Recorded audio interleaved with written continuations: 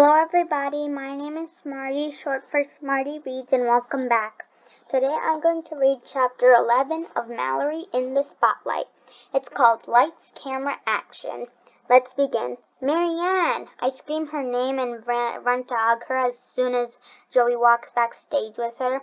I've never been so happy to see my best friend.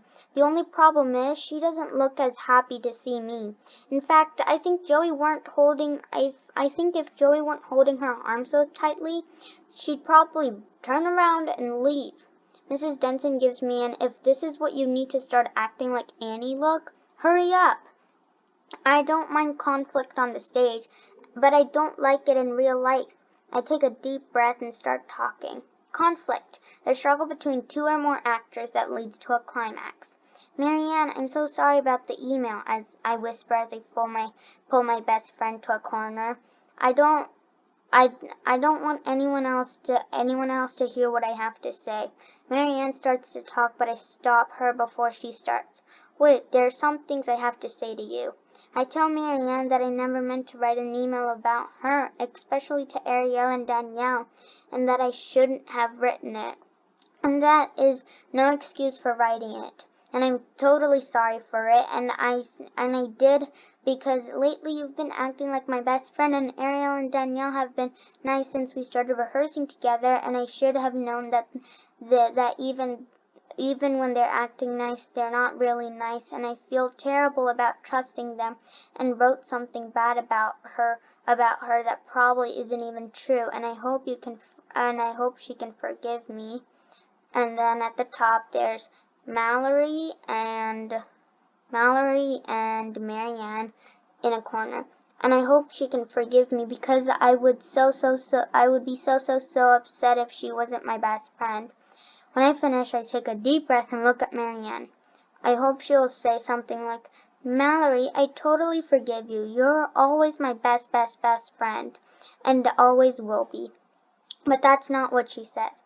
"Mallory, I can't believe you wrote an email about me to Ariel and Danielle.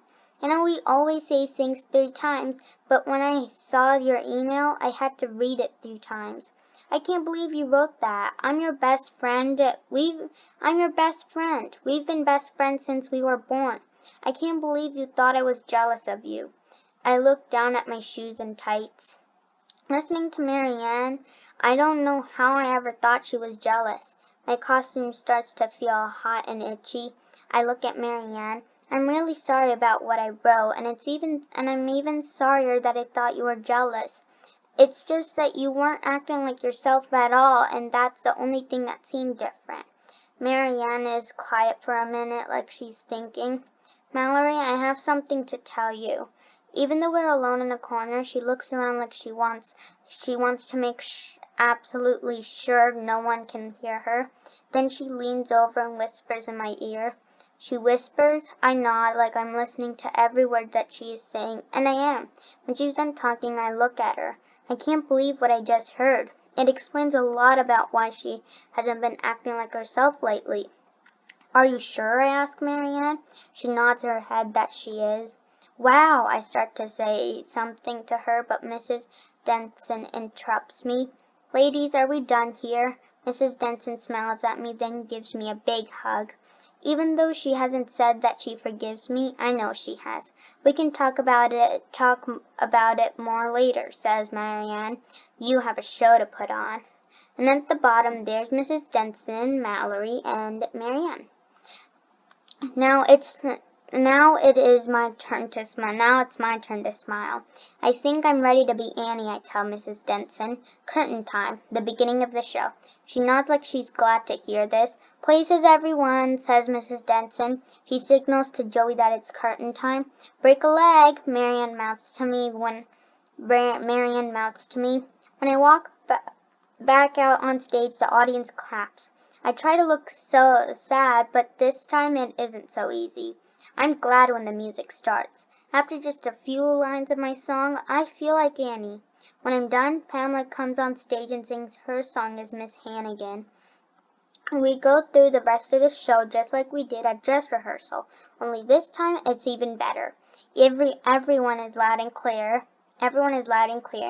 We use our stage voices just like Mrs. Denson taught us to do. No one misses any words of their songs or any steps in their dances. Even Murphy barks when he's supposed to. Mrs. Denson told us there's something magical about being in front of the audience, and now I think I know what she means. It was so much work rehearsing the show, and now it feels, and it all feels worth it.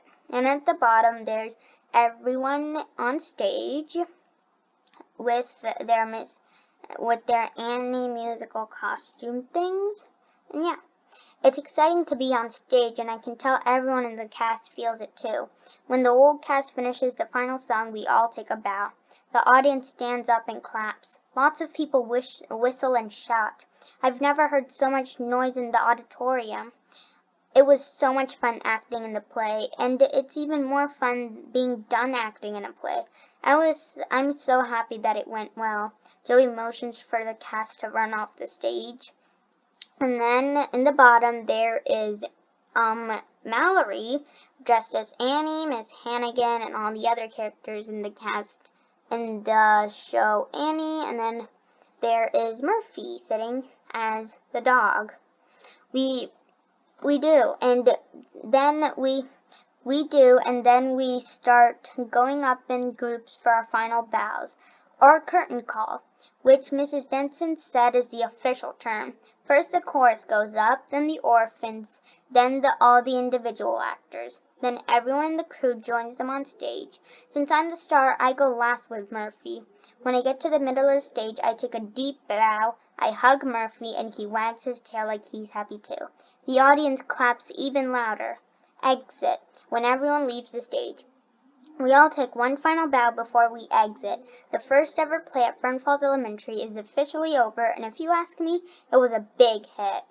That's the end of that chapter. I'll see you next time when I read A Tale of Two Friends, Part 3. Bye, everyone.